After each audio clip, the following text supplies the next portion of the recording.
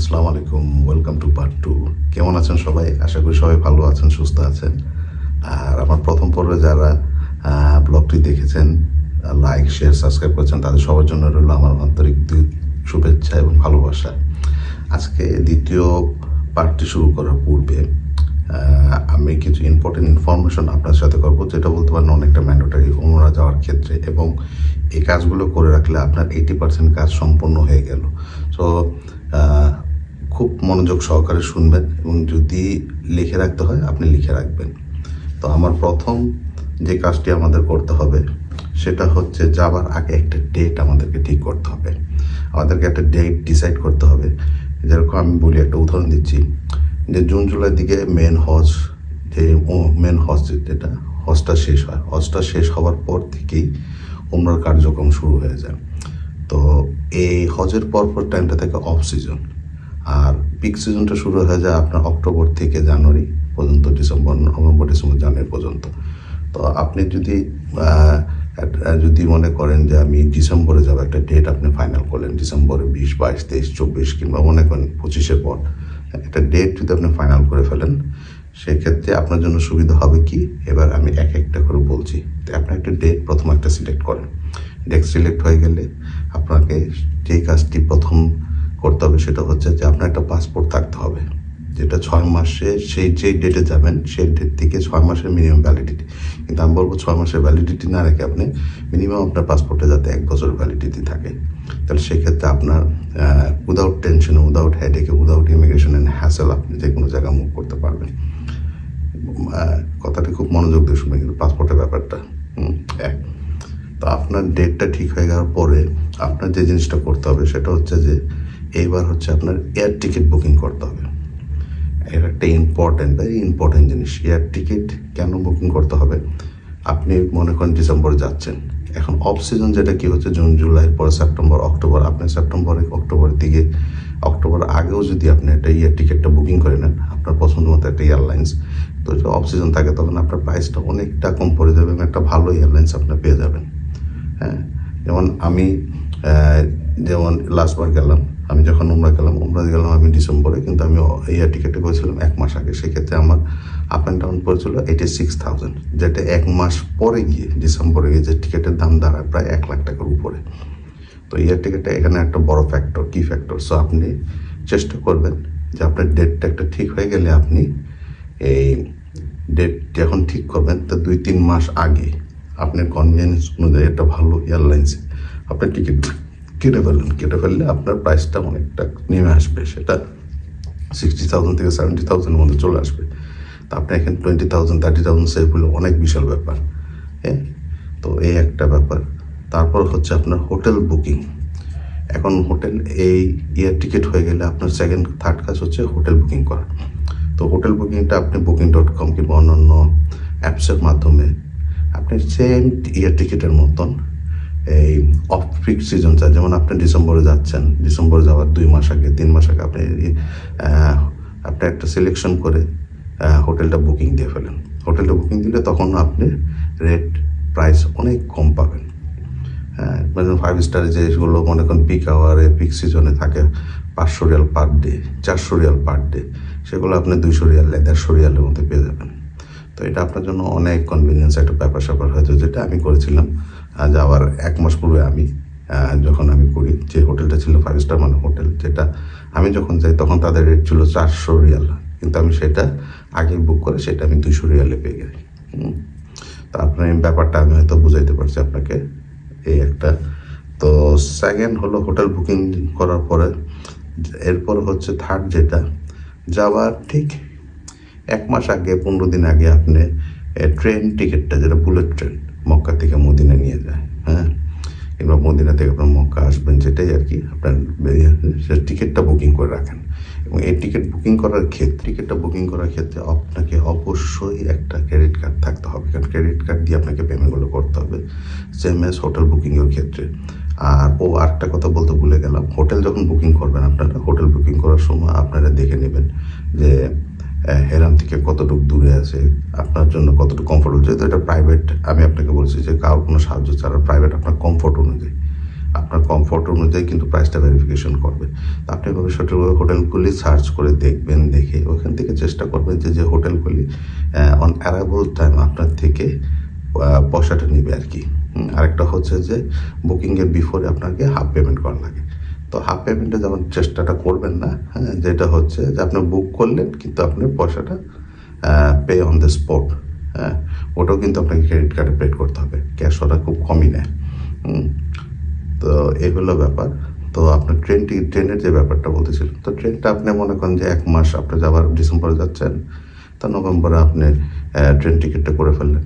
Train টিকিটও খুব একটা বেশি লাগে না, আপ অ্যান্ড ডাউন। আমি যেমন মক্কার থেকে মদিনা যাই, মদিনা থেকে আবার জেদ্দা আসি, সেক্ষেত্রে আমার বাংলাদেশের টাকার মতন প্রায় 6,000 সামথিংয়ের মতন পড়েছিল, উইচ ইজ কনভিনিয়েন্স।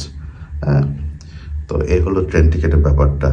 এরপরে হচ্ছে আপনার, এখন বলবেন যে সব কিছু করলাম, আপনি সবগুলো আসছেন, এখন ভিসার কথা আসেন। এখন আমি আসি ভিসার ক্ষেত্রে। তো ভিসাটা তোমরা ভিসাটা সাধারণত ই ভিসা হয়ে থাকে। তো ই ভিসাটা আপনি আগে করবেন না। আপনি মনে করছেন যাচ্ছেন হচ্ছে 25 তারিখ, ডিসেম্বর 25 তারিখ। তো 25 তারিখ যদি আপনি যান, তার 1 সপ্তাহ আগে, 1 সপ্তাহ 3 দিন 4 দিন আগে আপনি ই ভিসাটা করবেন কীভাবে করবেন? ই ভিসাটা করার আগে আপনাকে একটা বায়োমেট্রিক্স অ্যাপস, যেটা আমি আগে বলেছি, আগে পড়বে, ওই বায়োমেট্রিক্স অ্যাপটা আপনি ডাউনলোড করে নিতে, Saudi bio app. Saudi bio অ্যাপে গিয়ে আপনাকে ফিঙ্গারপ্রিন্ট দিতে হবে আপনার পাসপোর্টের ইনফরমেশন দিয়ে। এবং মনে রাখবেন, যখন বায়ো অ্যাপটা আপনি ওপেন করবেন, ফিঙ্গারপ্রিন্টটা দিবেন মোবাইল রেখে, আপনার হাতের নিচে যে ব্যাকগ্রাউন্ডটা থাকবে সেটা যাতে একটা কালো কোনো প্রচ্ছেদ হয়, তাহলে আপনার ইজিভাবে সেটা স্ক্যান করতে পারেন। যাই হোক, সেটা স্ক্যান হয়ে গেলে আপনার ইমেল নাম্বার যাবে, সেই ইমেলে তারা একটা ভেরিফিকেশন কোড পাঠাবে আপনাকে। সেই ভেরিফিকেশন কোডটা আপনি ডাউনলোড করে আপনার মোবাইলে এবং সফট কপি নিয়ে আমাদের লোকাল যারা ওমরা ভিসা করে থাকে, তাদের এজেন্ট যারা, তাদের কাছে আপনাকে সেই কাগজটা এবং ইনফরমেশন ইমেলটার কপিটা তাকে দিতে হবে।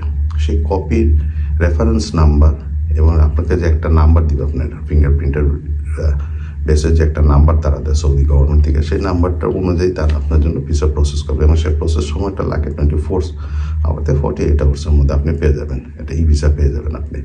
হ্যাঁ, তো এই কারণে আপনি ভিসাটা করবেন পরে। কেন? সেটার মধ্যে আপনার 90 ডেজের আপনি ভিসাটা, 90 দিনের, মানে 3 মাসের ভিসা দেন।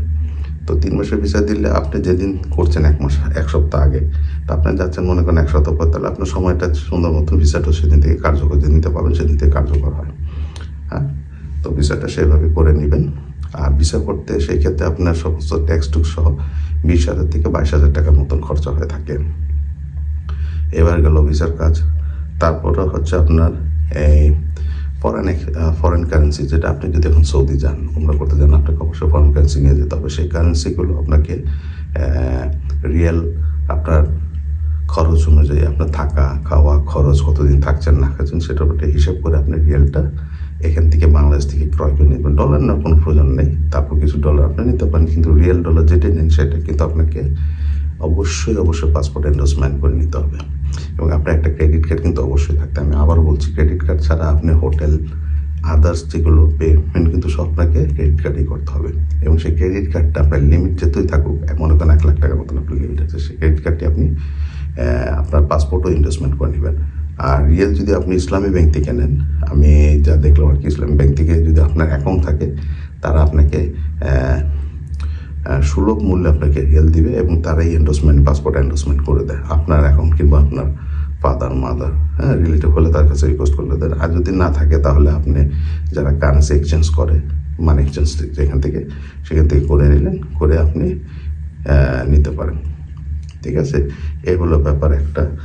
আর এরপরে যে ব্যাপারটা হচ্ছে, এগুলো শেষ করার পরে আপনাকে রওজা শরীফের জন্য একটা পারমিট নিতে হবে। সেই পারমিটটা আপনি মনে করেন যে আপনি মক্কা থাকবেন 3 দিন, তা আপনি মক্কার থেকে 3 দিন থাকার পরে 4 দিনের মাথায় আপনি মদিনা যাচ্ছেন। তো মদিনা 3 দিনের মাথায় আপনি 1 থেকে 2 দিন আগের ওই নুসুক অ্যাপটা ডাউনলোড করলে সেখানে আপনি ডেট পাবেন।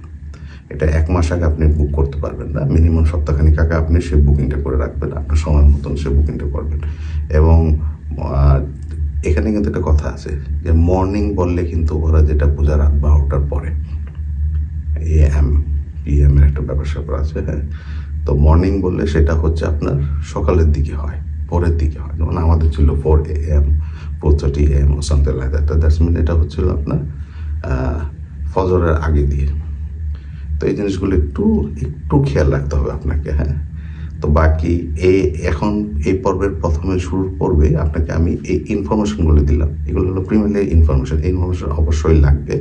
এবং আপনি সেকেন্ড পর্বে, থার্ড পর্বে আমি উমরা শুরুর পর্বটা শুরু করার পূর্বে উমরা করতে আপনাদের কি কি লাগে, কীভাবে করতে হবে, কি জিনিস আপনাকে এখান থেকে নিয়ে যেতে হবে, এই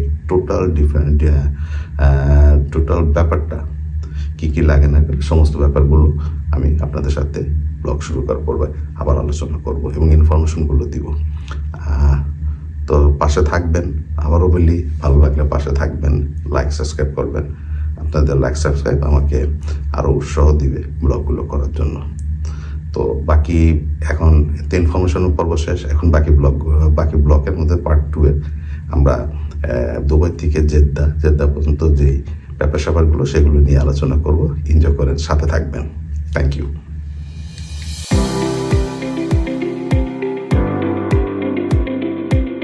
আসসালামু আলাইকুম। গো উইথ আইকে দ্বিতীয় পর্বে তো আপনাদের সকলকে স্বাগতম।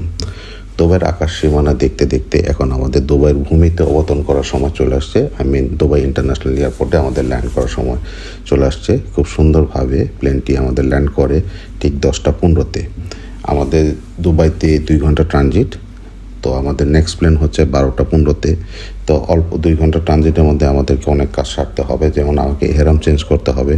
তাই দুবাই এয়ারপোর্ট যেহেতু বড়, নেমে তাড়াতাড়ি হেঁটা শুরু করে দিই আমরা। হেঁটে ওখানে আপনার চেঞ্জ করার জন্য, হেরাম পরার জন্য খুব সুন্দর টয়লেট এবং অজুখানা এবং আপনার ছোটো মসজিদের ব্যবস্থা রয়েছে। তা আমি হেরামটি চেঞ্জ করে ফেলি। হেরামটি সুন্দর মতো চেঞ্জ করে নেক্সট প্লেন নেওয়ার জন্য টার্মিনাল 3-তে, যেহেতু আমরা টার্মিনাল 3 থেকে 3-তে, তাই আমার জন্য একটু সুবিধাই হয়, মানে খুব একটা বেশি সময় লাগে নাই। তারপর আমাদের হাতে আধা ঘন্টার মতন সময় ছিল সব কিছু করার পরে। তা আমরা সেখান থেকে নেক্সট প্লেন নেওয়ার উদ্দেশ্যে রওনা দিই। তো চলতে চলতে উইন্ডোতে দেখা যাচ্ছে যে বিশাল দেহি একটি প্লেন আমাদের জন্য এমিরেটস এয়ারলাইন্সের ডাবল ডেকার প্লেন ওয়েট করছে। এবং যেহেতু আমাদের ডিপার্চারের সময় হয়ে গেছে, তা আমরা প্লেনে ওঠার জন্য রওনা দিয়ে দিই। তো প্লেনে উঠে চলে আসি। তো প্লেনটি খুবই সুন্দর এবং ওয়েল ডেকোরেট এবং অনেক বড় প্লেন ছিল। তো এই দফা আমার সঙ্গে সাথে ছিল মরিশাসের একজন আন্টি এবং কানাডিয়ান একজন ভদ্রমহিলা। যাই হোক, তো প্লেনের ভিতরে কথা বলতে বলতে ডেকোরেশন দেখতে দেখতে প্লেন সারা সময় শুরু হয়ে যায়। এখন আরেকটি ইম্পর্টেন্ট কথা বলে দিই। প্লেন যখন সৌদির আকাশ সীমানার মধ্যে থাকে, তা আকাশ সীমানার মধ্যে থাকা অবস্থায় ওনারা পাইলট ঘোষণা করেন মিকাত ক্রস করার পূর্বে যে আমরা অল্প কিছুক্ষণের মধ্যে 5 মিনিটের মধ্যে মিকাত ক্রস করব। পাইলটের ঘোষণা দেওয়া হলে আপনি উমরা করার জন্য নিয়তটি করে ফেলবেন। উমরা করার জন্য নিয়ত হচ্ছে বিসমিল্লাহ বলে লাব্বাইক আল্লাহুম্মা উমরা বলে আপনি নিয়তটি করে ফেলবেন। যেহেতু পরে আর সময় পাবেন না, নিয়ত করে ফেললে তারপর আপনি তালবিয়া পড়া শুরু করবেন, লাব্বাইক আল্লাহুম্মা লাব্বাইক তালবিয়া পড়বেন যতক্ষণ পড়া যায় আর কি। তো আমরা জেদ্দার আকাশসীমার মধ্যে চলে আসি। তো দেখতে দেখতে আমরা জেদ্দাতে ল্যান্ড করার সময় চলে আসে। আমরা ঠিক রাত 3:15-তে আমরা জেদ্দাতে ল্যান্ড করি এবং সুন্দর মতো ইমিগ্রেশন শেষ করে চলে আসি। তো বের হয়ে আমাদের প্রথম কাজটি ছিল একটা সিম নেওয়া, ফোন কার্ডের সিম নেওয়া।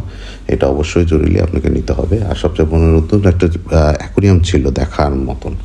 তো যাই হোক, অ্যাকোয়ারিয়ামের মধ্যে অনেক ফিশ ছিল। দেখতে দেখতে আমি চলে যাই তারপর সিম নিতে। তো আমাদের 12 দিনের একটা প্যাকেজ থাকে, সিমের দাম পড়ে 64 রিয়াল। হ্যাঁ, তো আপনি এখান থেকে সিমটি নিয়ে নেবেন, সেটা আপনার জন্য খুবই উপকারী হবে। আর আপনি যদি গাড়ি আগের থেকে রেন্ট করতে চান, এখানে একটা অ্যাড্রেস দেওয়া আছে হোয়াটসঅ্যাপের মাধ্যমে, তাদের সাথে যোগাযোগ করে আপনি গাড়ি রেন্ট করতে পারবেন। আর যদি এয়ারপোর্ট থেকে ট্যাক্সি ভাড়া করেন, সেক্ষেত্রে 100 থেকে 120 রিয়াল মক্কা পর্যন্ত, হেরাম শরীফ পর্যন্ত আপনাকে নিজে বার্গেন করে নিতে হবে। এছাড়া আপনার এখানে নুসুক অ্যাপসের একটা টিম আছে যারা আপনাদের ফ্রি সেটেল সার্ভিস দিয়ে থাকে মক্কা পর্যন্ত। সেটা যেতে 2 ঘন্টা লাগে। আপনারা তাদের সেই বাস সার্ভিসটা নিতে পারেন। আর রাত যেহেতু সেখানে ট্রেন সার্ভিস চলে না, সকাল 7টার থেকে ট্রেন সার্ভিস শুরু হয়। তো আপনি ট্রেন সকাল ছাড়া আর পাবেন না। তো যাই হোক, এখন আমরা আমাদের কারে উঠে আমরা মক্কার উদ্দেশ্যে, হেরামের উদ্দেশ্যে, উমরা করার উদ্দেশ্যে রওনা দিই। খুব সুন্দর রোড ছিল, কার্পেটিং রোড, গাড়ি চলতেছিল এবং দৃশ্য দেখে ভালো লাগছিল। অনেক রাত তখন। সবচেয়ে মজার জিনিস হলো যে এত পাহাড় ছিল যে পাহাড়ের মধ্যে দিয়ে আমরা যাচ্ছিলাম। পুরা জেদ্দা সিটিটাকে মনে হচ্ছে পাহাড় দিয়ে বেষ্টনী করে রেখেছে। তো আমাদের নেক্সট পর্ব আমরা খুবই ইম্পর্টেন্ট জিনিস নিয়ে আলাপ করবো, সেটা হচ্ছে টোটাল উমরার ব্যাপারটা নিয়ে, মেইন যে উমরার বিষয়গুলো নিয়ে আলাপ করবো। ওই পর্বটি শুরু হওয়ার পর লাইক, শেয়ার, সাবস্ক্রাইব করবেন অবশ্যই, এবং বেল বাটনটি টিপ দিয়ে রাখবেন নেক্সট ব্লগটি দেখার জন্য। এবং অবশ্যই আপনারা আমার সাথে থাকবেন। ইনশাল্লাহ দেখা হবে নেক্সট ব্লগে আপনাদের সাথে টোটাল উমরার ব্যাপারগুলো নিয়ে। আর সেখানে আমি সমস্ত ডিটেলসে আপনাদের আমরা কীভাবে করবো, কীভাবে শুরু করবো না করবো সব কিছু নিয়ে আলাপ করবো ওই পর্বে। তো আমরা দেখতে দেখতে অলরেডি মক্কার কাছাকাছি চলে আসি, যেহেতু মক্কার কাছে আসলেই আপনি ক্লক টাওয়ারের দৃশ্যটি দেখতে পাবেন। তো দেখা হবে নেক্সট ব্লগে, ততদিন ভালো থাকবেন, সুস্থ থাকবেন, দেখা হবে ইনশাল্লাহ। থ্যাংক ইউ ভেরি মাচ, আসসালামু আলাইকুম।